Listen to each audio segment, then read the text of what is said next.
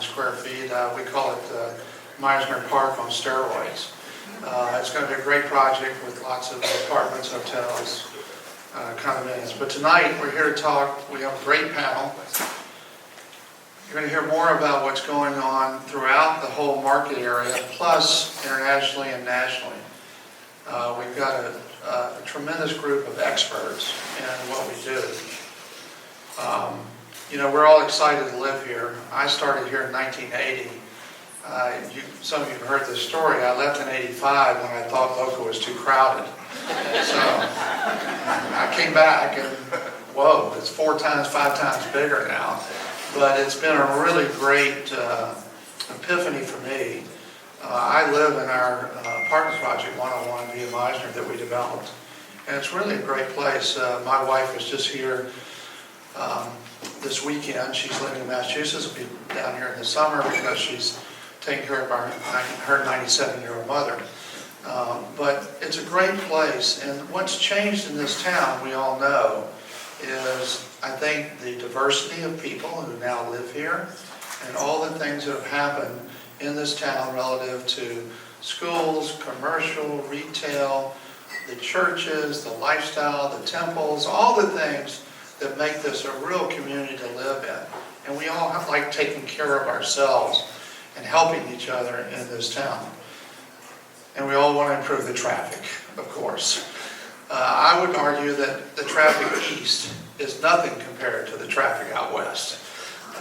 It's really becoming, and we are part of the group with a lot of the other developers and the city fathers who are working to calm the traffic downtown and work on that on the various highways. And you're going to hear about that over the next year or two as our mayor and the council people of the county work together on that.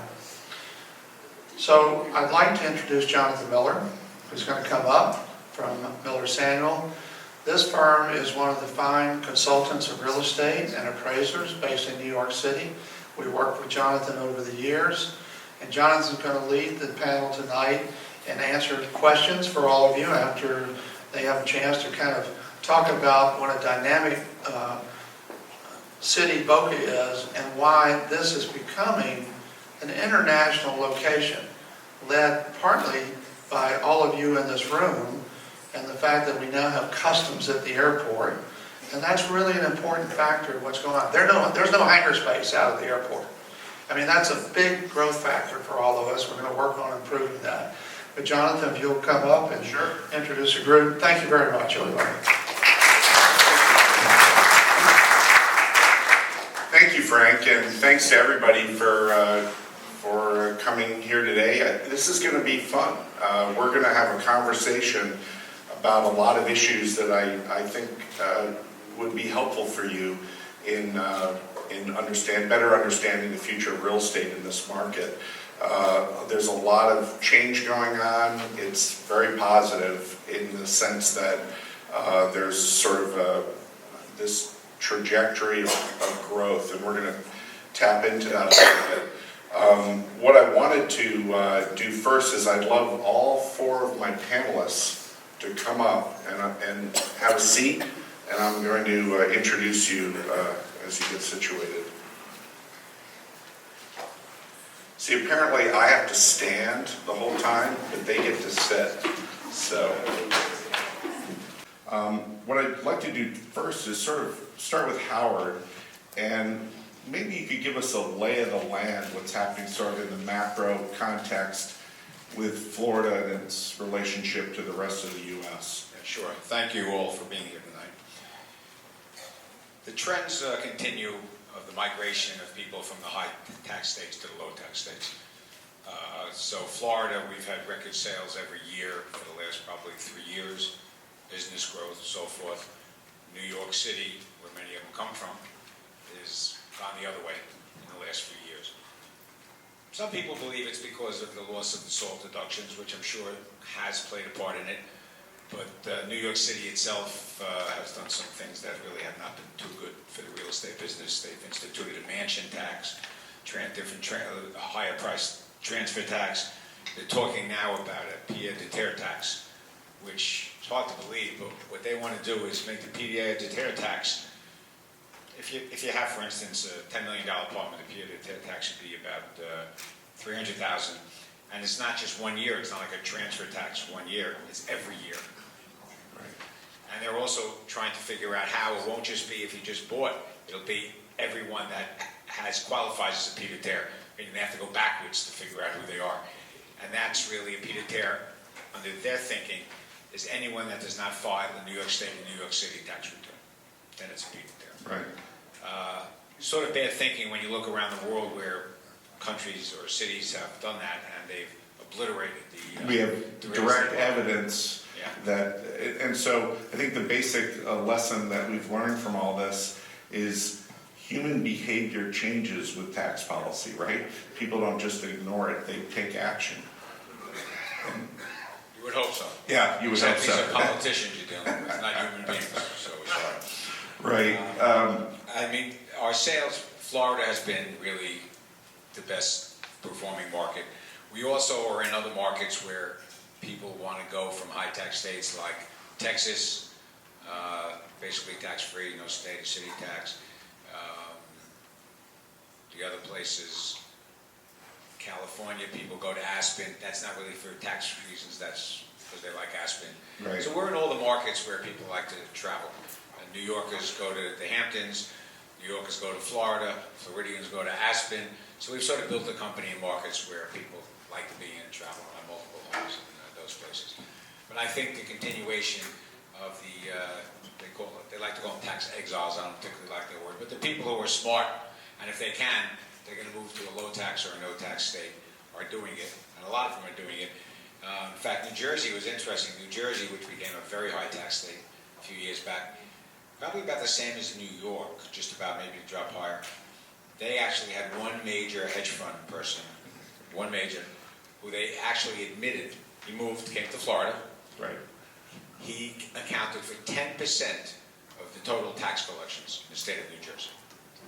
So one person, they lost 10% of the tax collections in the state. Yeah, I think the real estate terminology for that is all your eggs in one basket. So as I was saying about our business in Florida, it's had record sales. We have did 6 of the 10 top sales in Palm Beach County this last year. $111 million sale of a house on the ocean in Palm Beach. A $50 million sale, a couple of $40 million sales. So it's been really good at all ends of the market, pretty much, not just the very high end. Everyone likes to talk about the very high end, but there's plenty of buyers at the $1 million, $2 million, $3 million price range also. This project is a fantastic project. We have a lot of experience in what we call branded residences, and we have empirical data which basically could show someone how the branded residences outperform non-branded residences. There's only, Mandarin is a great brand, and it's a great brand because it hasn't been used a lot. So there's only really 2 Mandarins, okay? This will be the 3rd one. So one is in Boston, which they just finished selling. They got record prices in Boston. And the other one is in New York City, which was the first one, which came out at a bad time, around the time of the recession, 08, say 07, 08, sold in.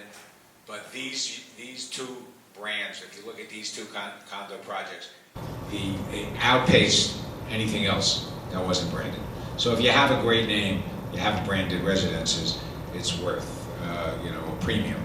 And actually, the way these are priced right now, I don't see the premium, but we're going to all benefit from it because I think they have the most chance of upside. So. Yeah, and Jay, you and I have we've talked before about branded residential and the concept of it.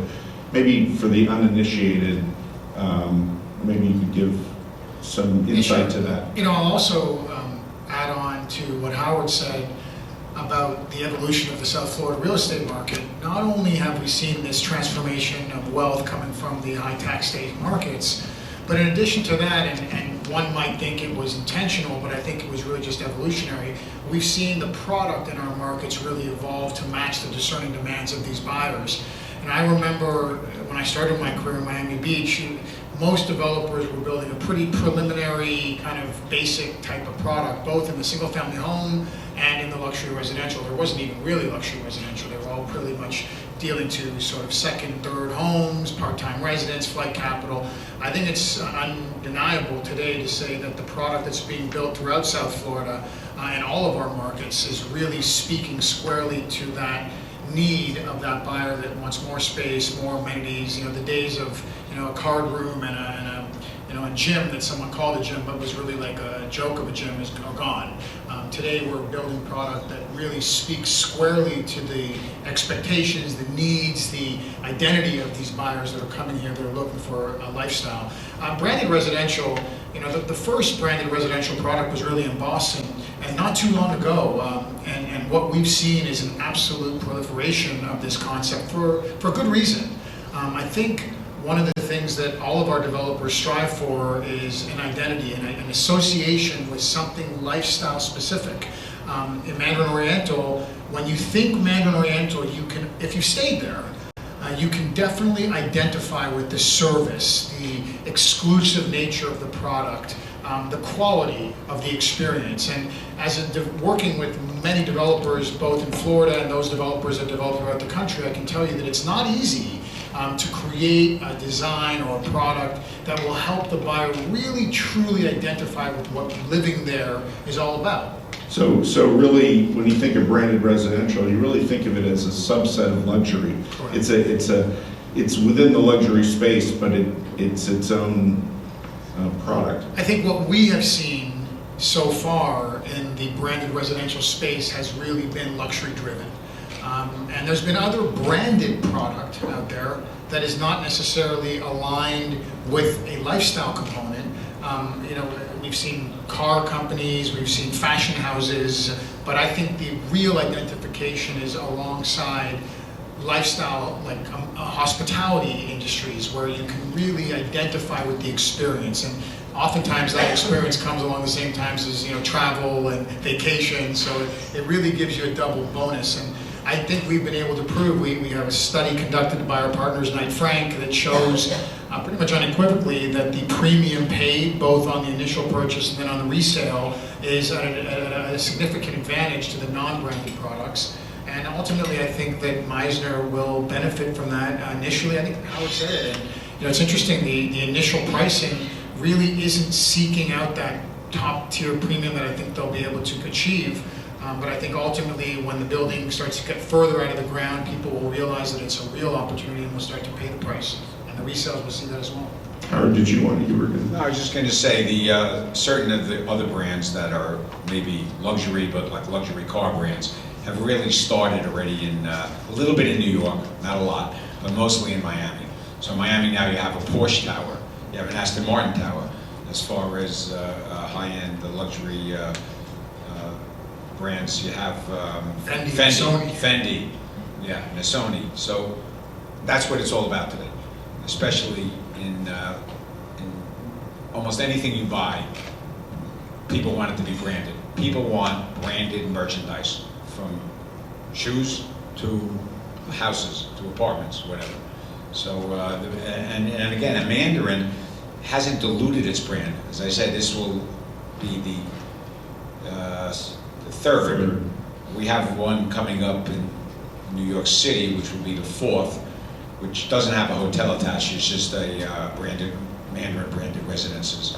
And I'm sure there'll be a few more, but they really haven't really did a big rollout, which tends to dilute the brand, because everyone wants something that's hard to get and that everyone can't get. So I think they're smart enough to keep it to a minimum. Interesting.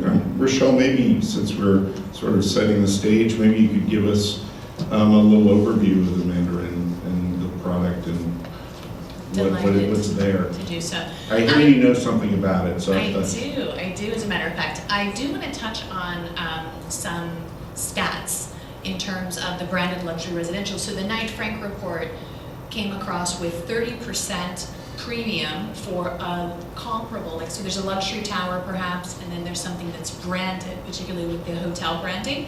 It's something that people identify as a lifestyle, and we're finding that our luxury consumers are asking themselves, how do I want to live today? And then in terms of actual market data from 2015 to 2019, for example, the New York Mandarin Oriental, so Residences at Mandarin Oriental in New York, it's on Columbus Circle. Those traded at around 2,600 and change, about 2015 blended average, and they're now trading for almost $5,500 a square foot. So when you look at overall the New York condominium market, and Howard, you could probably say about how that's gone from 2015 to 2019, hasn't really been that 38% increase that we saw in the branded product. So for that reason, we're seeing an uptick. Miami, New York, I mean, the branded luxury is definitely something that people are gravitating. Part of the point I think you're making, if I'm not mistaken, is even though it's a subset of luxury, it may not perform the same as the luxury It's market. It's outperforming the luxury Right. market. Interesting. Mike, you know, we've been, I think the word SALT has been discussed. That word has appeared in newspapers and blogs and conversations for the last 2 or 3 years. And last time I was here with Howard, I kidded that I was raised to think that SALT stood for Strategic Arms Limitation Treaty, but apparently it stands for something else. And I thought maybe you could give us sort of an overview of the impact that is having on Florida. Well, Howard and Jay already said quite a bit about the SALT, which is state and local tax. Mm-hmm. And if you look at New York, New Jersey, Connecticut, California, Illinois, the states where we really are seeing an influx, the rates. Yeah, I have to hold it closer, sorry. You know, the rates could go from 6 or 7% in some states to a high of 12% in California. People like Phil Mickelson, you know, after his whole career is moving to Jupiter because he said he doesn't want to pay an additional $5 or $6 million. He could buy a condo every year at the Mandarin for what he pays in his annual tax bill in California. And talking about branding, I've been in Boca Raton for a long time, 30 years, and Boca Raton is a brand in and of itself. You know, we've done a great job, like Miami Beach and Brickell and certain other areas in Miami. But Boca is a great brand in the Mandarin. It's incredible that it's coming here. We were lucky we have the Bright Line coming to Boca, so we can get to Miami, we can get to Palm Beach, Fort Lauderdale without having to drive on congested roads on I-95. There's you know, performing arts centers that are planned for the community. So I think in general, the Mandarin is a home run for the city, just like getting the train station was a home run for the city.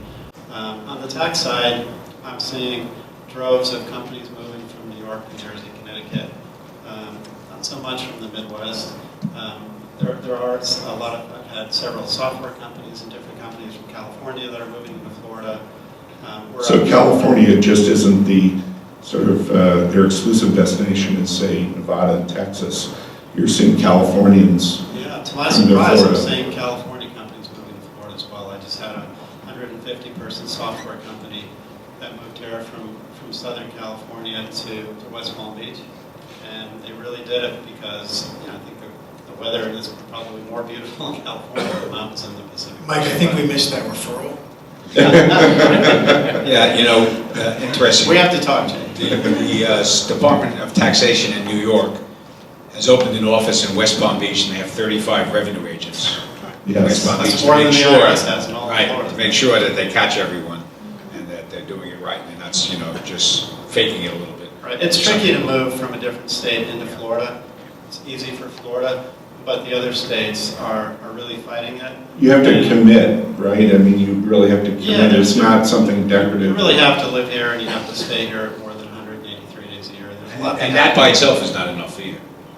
Just 183 days. No, it's a whole series. There's a about whole 15-point checklist of things that checklist, you have yeah. to do. Yeah, you really have Where's to. your cemetery? Where's your church? Where's your synagogue? Where are your golf clubs? There's a lot of things they look at. Well, and from, you know, seeing in the marketplace, boots on the ground, if you want, the buyers who are coming to Boca Raton and to Southeast Florida, there is a lot in the news about tax, and I'm certain that that does play a part. But what we're seeing in buyer demand, these are people who already understand and know Boca Raton. So the people, particularly the buyers that we're seeing at Residences at Mandarin Oriental, and then by and large in Boca Raton luxury market, they're increasingly affluent and they're increasingly young. The average age in Boca right now is only 48 years old. Wow.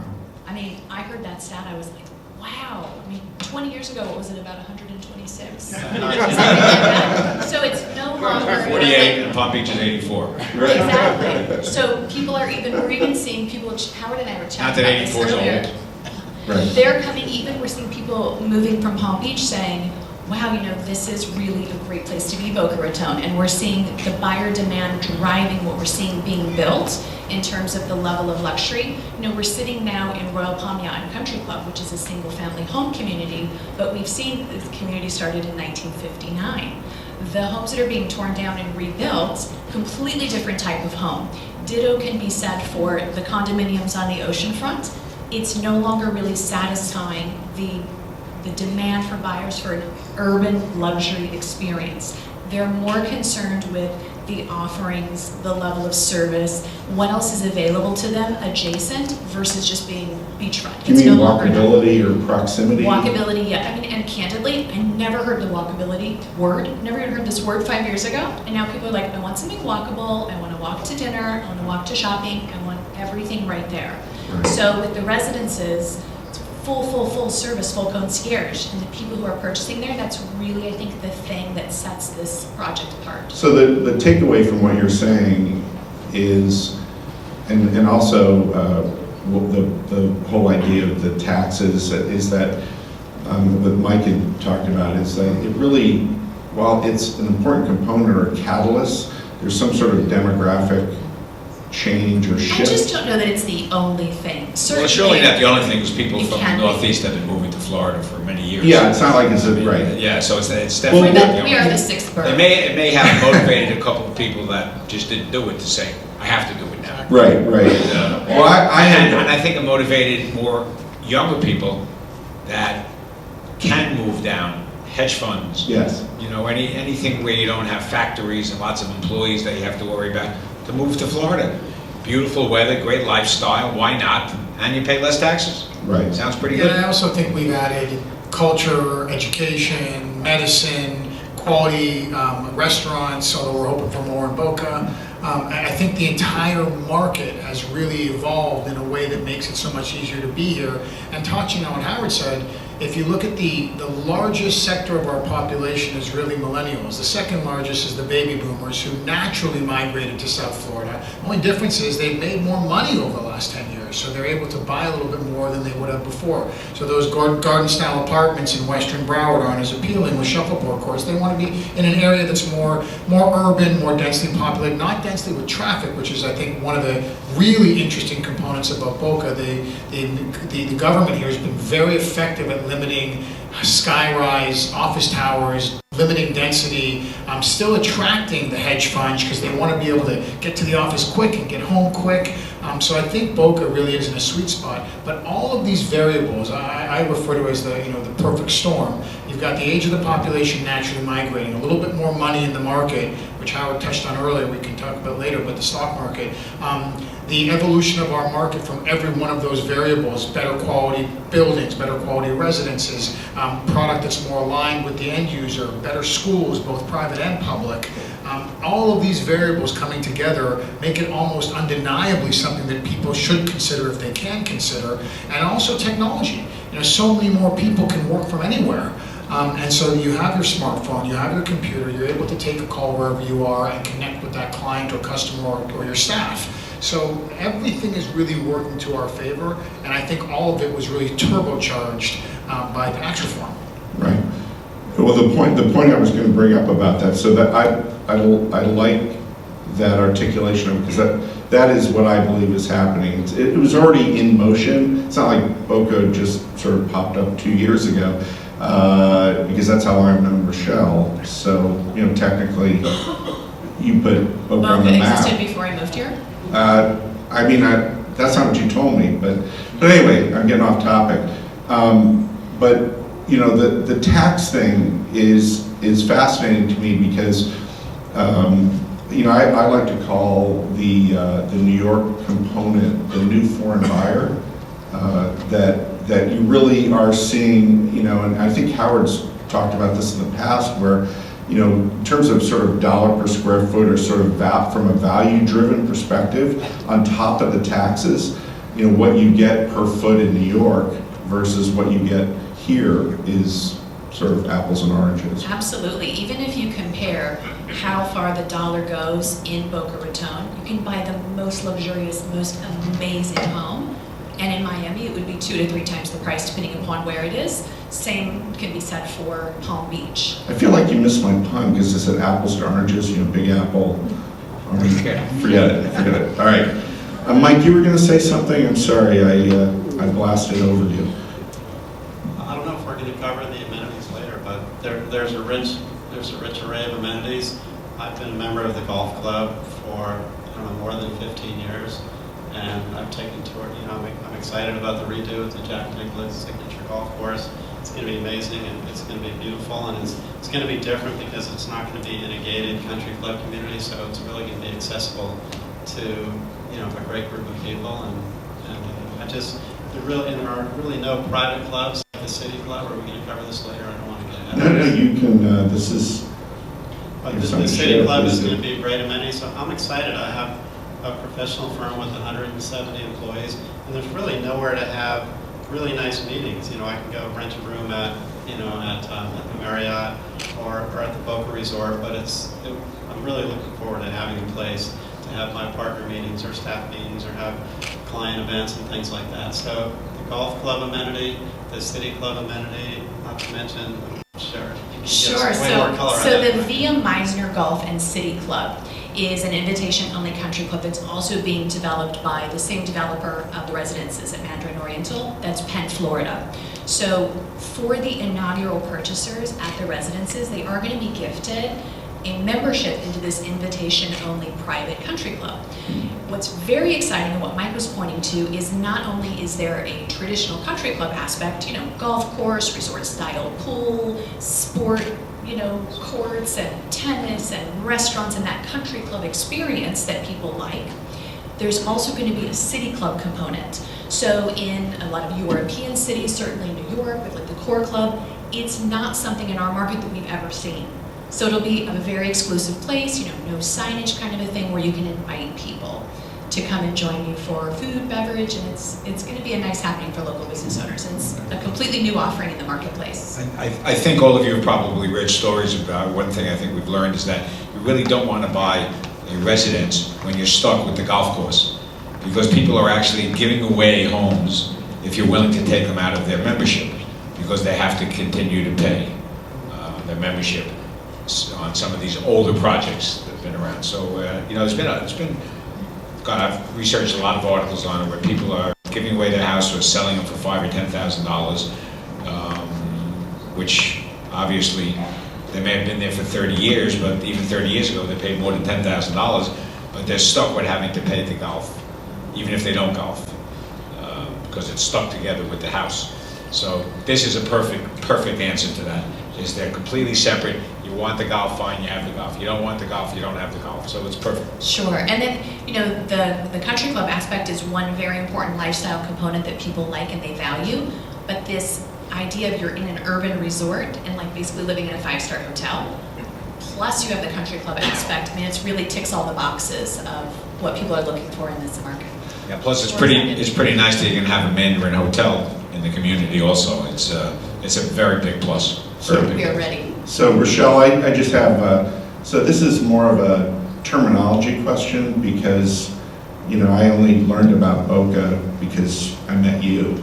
And when you use the word lifestyle a lot, what does that mean when you're talking to the audience? What does that mean as you know, because that seems to be the differentiator in the, you know, the development that we're talking about. So clearly there's a lifestyle wherever you are, right? So when in my work with dealing with buyers in particular, doing some investigative conversation with them, how do you want to live? It's very, very key. So Boca Raton is not for everyone.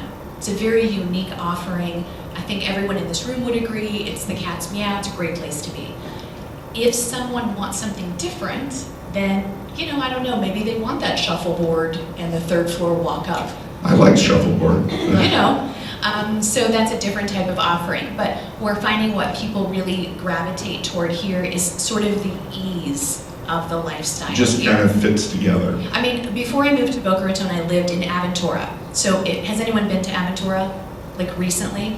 Okay, 3 words, Ives Dairy Road.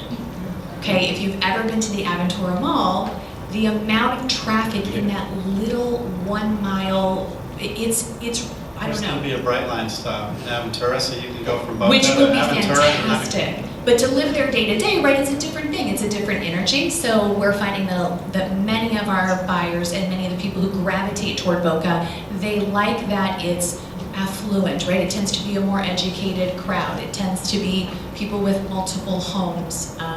They value education, culture, etc. And it's a little bit of a more relaxed pace than some other places. Miami tends to be a little more high frequency. And then if you want really quiet, right, you can go up to Vero Beach. So, there's a lid for every pot. And when I say lifestyle, it's specific to what Boca has to offer. So I won't go into this but in detail, but I live in Connecticut and I have a 200-year-old house. And the sellers of the house moved to Vero Beach. And we're talking about, I'd never heard of it, but it was funny because, Connecticut, as we all know, is cold, lots of rain, and it is a different lifestyle. I happen to like rain for some reason, but I was telling the panel earlier, I just flew in from Washington, and it was sideways rain, 39 degrees.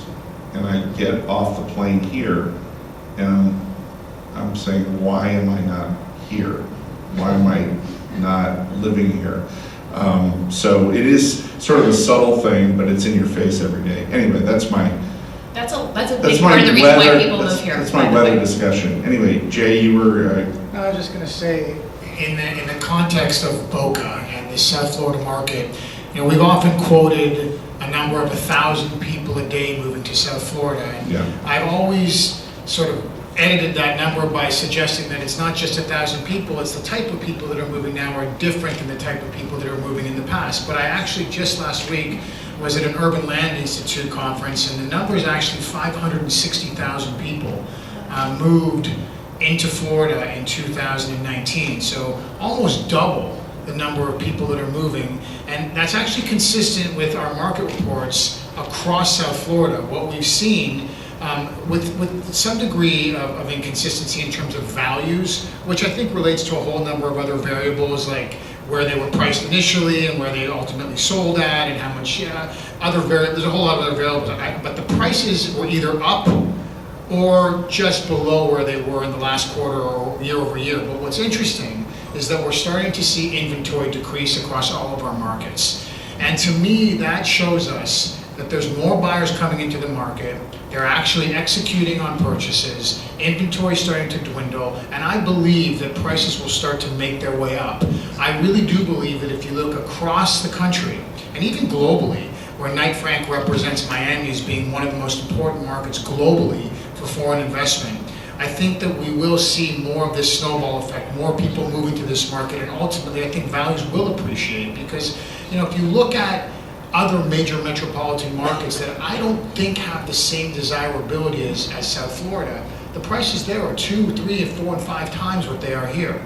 So I think if you look to the future, so are the taxes too. And who knows? And Howard has some opinions on what happens to the salt tax and to salt and what happens here if that should change. And I actually think it's positive. But overall, the number of people moving here, which I think was grossly underestimated, the quality of those people, the evolution of our markets, I think will really position us for a great trajectory of value.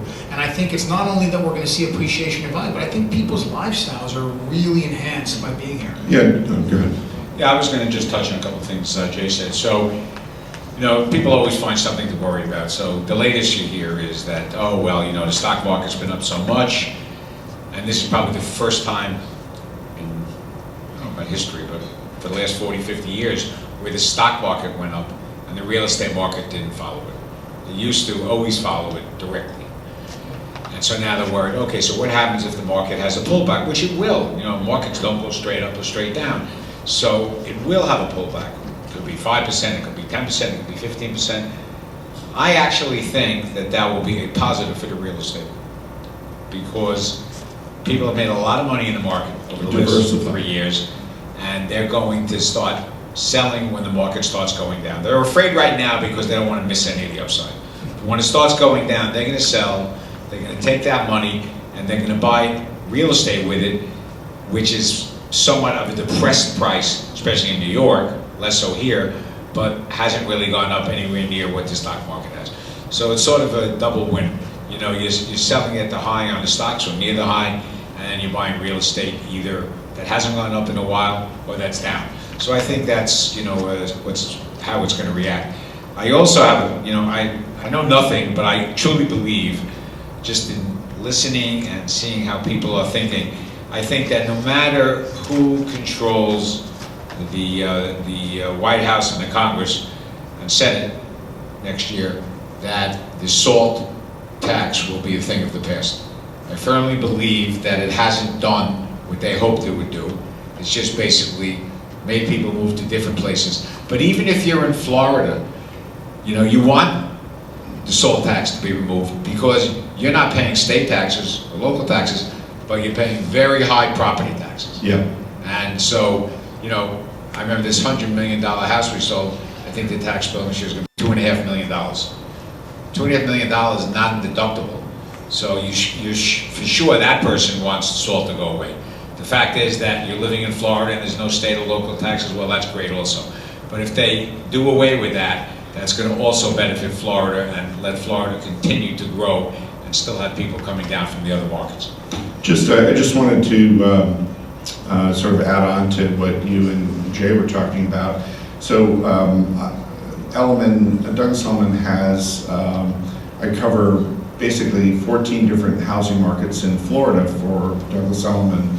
And really since the SALT tax began, we did see an uptick in a change in market trends, and the specifics of it, which Jay touched on, but there's a nuance to it, is that what you've seen over the last 2.5 years, basically, is you've seen transaction volume across all those markets generally rise on a year-over-year basis, say 2 out of 3 quarters. So it's sort of a choppy but steady rise in activity. And specifically, Boca Raton in that report series has been, since day one, the #1 performing housing market of the 14 markets that we cover, which is basically Jupiter down to Miami and St. Pete and Tampa. And it's been a prolific, sort of powerful performer. 3 ways to look at it. Sales activity has been trending higher, pricing activity is flat to rising, and inventory is flat to falling, is the way to think of the market. And that's a growth market. Yeah, even without the SALT. Yeah, it was already, Rochelle mentioned maybe that if you look at this community, I think you said over the last 7-8 years, correct? This neighborhood is absolutely an anomaly. Prices have doubled. The doubled. price of land is literally doubled. Yeah. Right. So I guess the takeaway from this is that what we're seeing, well, maybe you can help me out to summarize. I think what we're ultimately seeing is a market that's consistent with everything you've heard. People are moving here, products are being better defined, better built, better quality. More people are looking to purchase those properties, and there's more people coming here on a regular basis. That's creating what I call this snowball effect, that, you know, the person that's been on the fence about moving here from another market or transitioning from a single family home into a condo, that transitional person is saying, hey, listen, you know what, I moved into this great condo and it's actually awesome. I don't have to worry about it. I can travel by locking my door. There's a lot of space. The amenities are great. The doorman's amazing. The lifestyle is fantastic. And the person moving here from New York or Connecticut or New Jersey is telling all their friends, hey, I don't know what you're thinking. My life's amazing. I'm not facing all these bitter cold days that you're facing, and I'm saving a little bit of money, and you should come here too. And I think all of that is being evidenced by the market remaining stable and the velocity staying strong. And I don't think that we're in the danger of the volatility that South Florida has been known for historically. But I think but the reason for the volatility is an aspect that's not in the mix right now. That was sort of a credit function where if you had a pulse, you could get a mortgage and cover. Well, that wasn't a real estate crisis, that was a money crisis. That was a credit crisis, yeah. But you know, the statistics that have been coming out are there's approximately the 3 places where people leave the most: New York City, Chicago, and California, LA mostly. I don't think San Francisco yet, but probably soon. And that's approximately, each of those places, there are 250 approximately people leaving every day, going to low tax or no tax states. Just a fact. Right. The numbers are out there, you can find them. It's just a fact And of life. then the solution to those particular locations would be to view their markets as competing with, say, Florida, Yeah. but they're unable to do that. Exactly. Right. And as I said earlier, the Northeasterners pretty much come to South Florida, Chicago also, generally South Florida, California, mostly when they're leaving, they're going either to Nevada, which is a no-tax state, or Texas, which is a no-tax state. Right. So that's where they're going and why they're going, amongst other things. You know, it's wonderful to be able to pay no taxes, but also go to a place where the sun's out all the time. So it's pretty nice, because you could say the sun's out all the time in California, Yeah. but it's a very high tax state. So if you can have great weather and a great lifestyle, like the Mandarin is going to offer, why not come here? Right. Yeah, it's hard for me to process going to Nevada instead of Florida. Yeah. Conceptually, maybe it's the water or I'm not sure. That's because we see you here so much. Yeah, but don't forget, you live in Connecticut in a 200-year-old house. Yeah. You're like a bad example. And we like the rain. And by contrast, in the Boca Raton market, what we're finding is that people do have an appetite for new and increasingly luxurious offerings. So, you know, with Mandarin Oriental at the moment is not the only new construction project happening. As you know, there are several online with something like 500 units coming on market in the next couple of years. What's wonderful for our marketplace is that each of the offerings is different. Right. So it's not like, oh, we're 5-star and they're 5-star. Not really. Every offering is sort of unique and fitting some niche demand. And it is an organic Yeah, demand. but none of These are them users. have a branded residence. No, they don't. None. And it is, This that's is the one only point one. of differentiation. But then there's also the level of luxury, right? So this is an ultra luxury, legitimate 5-star offering versus something that's not that. And I have to say, even though it's a complicated, long process, I'm so excited that we're almost finished with the subterranean parking. Yay! And we're going to start seeing that building come out of the ground, and I just can't wait to see it reach this new milestone. I think we're at like For everyone to realize. 620 pilings with something like, Look, it's not easy 200 to to go. build parking below grade, It takes especially a in lot of Florida. engineering. So I'm happy to see that happening, and I'm really excited to see I this. think you're expecting to deliver in the third quarter of 2021, or the first quarter of 2022. I'm saying we're just at 2 years out today. Mark that down. Michelle Works. said 2 years from today. Okay. So, so now that we've sort of outed my love for rain and that I live in an old house, I thought if we'd love to take questions from you for the panelists. There's a lot of knowledge up here about this market, and I'd love if someone has a question. Oh yeah, please. This is going to be my 17th home. So I'm not as much as somebody named Stan here who's got only 20 homes. But when we came here, we found that the real estate agents had no idea anything about the Mandarin. That was was a couple of years ago now. And I felt that was concerning. Now, we lucked out because we did stop by in less than 24 hours, by the way, signed up. Because we understand what that means about luxury and luxury lifestyle. Somebody who, we lived, because I said many places, we lived in Canada, northern Canada, that was a lifestyle for skiing. But that's what was one item. Or lifestyle in some other location would be maybe just for some other kind of atmosphere. But here, it reminds me of like a buffet. You can pick a lot of things or you don't want to pick anything. But what I felt that was a concern is why the real estate agents community is seemingly ignorant about what at least when we first started, about the Mandarin.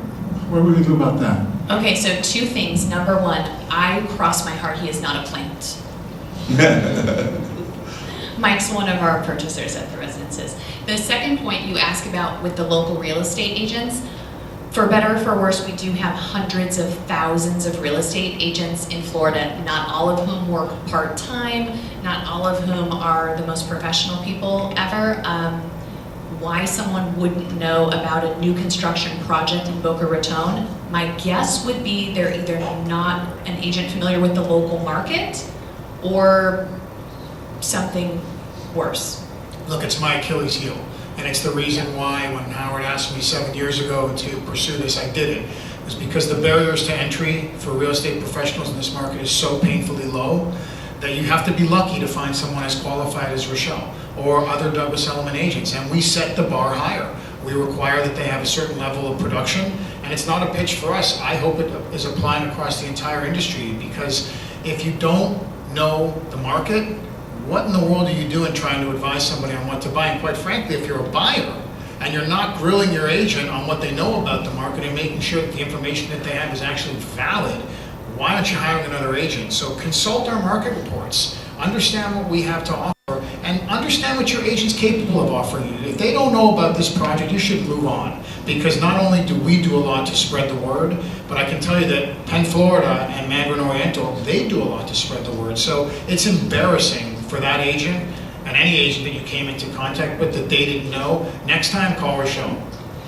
And you know, an agent, it's very common to, for an agent, perhaps they're working in a market an hour away and they're trying to advise you on the local market. If you need a recommendation, you know, you can always call a Douglas Elliman office. I'm very well connected. I'm happy to refer you if there's another market you have questions about. But consider the source. Sage advice. Any other questions? There have to be questions. No? Yeah, let's go back to the move-in date again. I like that one. All right. Well, thank you. I have a couple things. We have a question? Sure. First, I want to thank you again. One of the things about a number of the folks, all of you here, is that you're all smart. That's an important part of what we're all trying to do in this community and make it better. The second part is there's 5 or 6 owners here in the Mandarin, which I thank you and praise you, and I'm glad you're here. I will tell you that those of you who bought early, the average price of condominiums that we're selling in the building today is a couple $100 a square foot higher than you purchased, so you made a good buy. I've spoken to several of you. That hole in the ground has taken longer than any of us wanted to do. First it was, when are you going to start? Now, when are you going to finish? And then I'm going to hopefully say, when are you moving in? And we're looking at, as we mentioned, the end of 21 for the hotel to open, and the condominiums now are caught up with the hotel.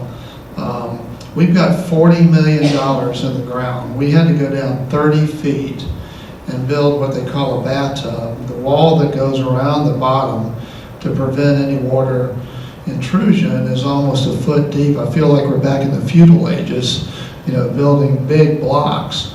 But Al Piazza, who runs our construction group, is doing a magnificent job, and you're going to see us doing double time now. We're getting ready to pour the first floor of the hotel lobby, which will then allow us to connect to the condominium side, and as Rochelle mentioned, we're 650, 700 pilings deep.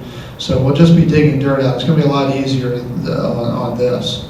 The second thing I wanted to mention is that we have a great team at Penn, Florida. There's a lot of folks here around the room, many of you who, they've been here for years too, and they're local. And if you have any questions, we're glad to share. One thing is that we don't avoid our responsibilities. I've been developing real estate for 40 years. I started Arvida in 1980. I lived in all of my communities. I'm going to live in this one. And I'm really proud to say that I'm going to be a Mandarin fan also. My wife was down here this weekend and I walked out of the room and they started talking about tile and all those things that you got to select and et cetera. The other thing is, you were talking about the stock market. I'm one of those stupid guys that invest in cryptocurrency. I'm off about 75% and all those things. But the one thing I do with my children is put them in blue chips. And the Mandarin Oriental and VM Meisner is a blue chip project. It's going to excel, it's going to get built, it's going to be fun to live in. And the number of the folks that are here tonight have met each other, and there's another group. So one of the things I wanted to mention, though, that different from the Four Seasons in Fort Lauderdale, Auberge, Bristol, etc., Lecavalier, many of which DE has represented, great projects. The one thing that Penn, Florida values is privacy. You're never going to see us announce that somebody bought because that's cool and it might make us feel great emotionally and that it might attract others. Our owners are private people. One of the things about Mandarin Oriental is they're apoplectic about security. You can't get in that hotel anywhere. There's no public spaces in that hotel except for one restaurant. You're not getting up to the 2 rooftop pools. We're going to have 5 pools on 7 acres in this project. It's going to be a very private place. And we were talking about upside. One of the things that I would ask you to look at is the competition within the market. There is no competition for this project. The upside is unlimited. There's no ceiling to speak of. Obviously, it's not ad infinitum. It's not going to go up forever. But there's some really great things. And one of the things that we didn't get a chance to mention is that we're 30% sold. There's 28 buyers. We say 92 units, but we're now down to 88 because a number of residents have combined units. And we have more. We have one resident that's talked to us about buying 3. I've got a fellow now who wants to put 2 penthouses together. So it's going to be a great project. It's going to lead in my opinion, it's going to lead the city in setting the tone for Boca, which as we all know is on fire. It's an incredible city. There's great projects being done by our friends in the market. We want everybody to be successful. Of course, we want to lead that success in what we're doing. Again, I want to thank our residents for being here tonight. I hope many of you will become our club members. Going forward, it's going to be an incredible facility, almost 150,000 square feet of athletic, fitness, spa, as you mentioned, 48,000 square feet out of it, and probably the best golf course in the neighborhood. Notwithstanding, this is a great one here. Jack did this one, and Jack did ours out in 8 minutes west of here. So I want to thank you all for being here tonight. Are there any last minute questions? Anybody? Where is the golf course? So the course is 8 minutes west of this site, right here. Go down Camino Real, go across Military Trail. It's the old Boca Del Mar Country Club, which all of those who've lived here was built in the mid-70s by Texaco. And when we were building all the things at Boca West, and I did Mill Pond, Timber Creek, Paseos, Estancia, et cetera. And when the West was exploding, back in those days. And we bought the club in 2011. We blew it up about 2 years ago. The course is fully grassed now, and it'll open up when it's ready, which will be sometime in the summer or early fall of the year. But it's going to be a caddy program. It's going to be a really traditional golf club. So the clubhouse, which we didn't show tonight, but it looks like a Shinnecock or Eastward Ho in Cape Cod or the Floridian up in Stewart. It has more of a field house look that you find in the Carolinas, etc. And it's 5 different buildings in a campus. So it's really a cool place, and we're really proud of it, and you'll see that architecture soon. Any other questions? Yes, ma'am. The residents are using the parking lot? Yeah, everyone who's our residents will have access to the golf course right away. There'll be a temporary golf village. We got to blow up a 40,000 square foot clubhouse out there and start the new one, which will start later this year. Anybody else? Howard, Jay, Rochelle, Michael, Jonathan, thank you very much. Appreciate it.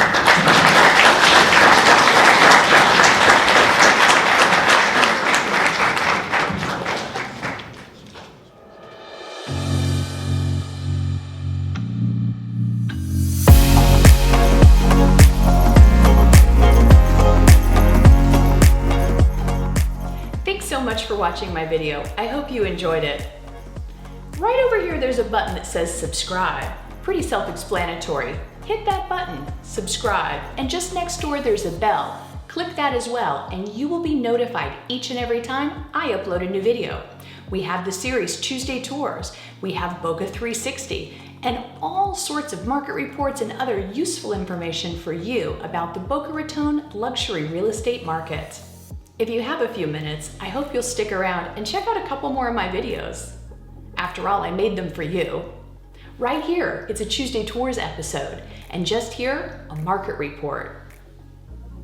I'm Rochelle Lecavalier, bringing you the very best of Boca Raton luxury real estate. Hope to see you soon.